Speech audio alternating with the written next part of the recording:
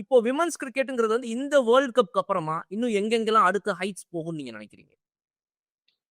அவங்க வந்து இப்ப கிரிட்டிசிசம் பத்தியோ படம் கண்டுபிடிக்கிறத பத்தியோ எந்த விமன் கிரிக்கெட்டரும் கவலைப்பட்ட மாதிரி எனக்கு தெரியல. வந்து இதில் வந்து ஐபிஎல் ரேஞ்சிலே விட விமன்ஸ் பிரீமியர் லீக் பயங்கர பாப்புலர் திடீர்னு. அது அவ்வளவுதான் ஒரு ஃபிளாஷ் இந்த பேர் நினைச்சாங்க. இப்போ வேர்ல்ட் கப்னு வரும்போது ஒரு பெரிய ரெக்கார்டை கிரியேட் பண்ணிட்டோம். தோனி அண்ட் கபில் கிரியேட் பண்ண மாதிரி பண்ணிட்டாங்க, அந்த டீம் பண்ண மாதிரி பண்ணிட்டாங்க. இப்போ இதை ரொம்ப ஒரு ஷார்ட்டா அண்ட் ஸ்வீட்டா சொல்லணும் உங்களுக்குன்னா, எந்த ரேஞ்சில் விமன்ஸ் கிரிக்கெட் இப்போ போயிருக்குன்னா, சப்போஸ் நாளைக்கே ஒரு டோர்னமெண்ட்ல மென் வர்சஸ் விமன் ஒரு மேட்ச் நடக்குதுன்னு வச்சுங்களேன், மென்னுக்கு டஃப் ஃபைட் கொடுப்பாங்க, விமன் அச்சால் அடிச்சிடுவாங்க. அப்படி நான் சொன்னேன்னா தான் தெரியும் எந்த லெவலில் இது வளர்ந்துருக்குன்றது.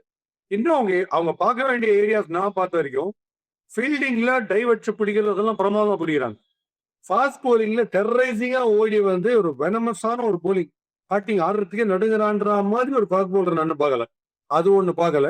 ஃபர்ஸ்ட் ஹிட்டிங்லாம் பேட்டிங்ல சூப்பரா இருக்கு. ஸோ இது இந்த ஃபாஸ்ட் போலிங்கும் இல்லை ஒரு ஸ்பின்னர், ரியலி குவிக் ஸ்பின்னர், அந்த அந்த குவிக் ஸ்பின்னரையும் ஒரு குவிக்கி ஒரு போலர்ல ஒரு குவிக்கி அவங்க தான் பார்க்கல தவிர ஸ்பின் வந்து டாங்கி டிராப்ஸ் மாதிரி போடுறாங்க. ஆனா ஆடும்போது நிறைய டர்ன் ஆடுது. ஸோ அந்த லெவலுக்கு ஸ்டடி பண்ணிட்டாங்க. So the progress is there. இது எல்லாமே இன்னொரு ஒரு வருஷத்துல நீங்க பார்க்கலாம். ஒரு டெரரைசிங் பாஸ் போலர், டெரரிஃபிக்கான ஒரு எனர்ஜெட்டிக் ஆக்ஷனோட போடுற ஒரு ஸ்பின்னர், அதெல்லாம் ஷார்ட்லி வில் பி சீயிங் நினைக்கிறேன்.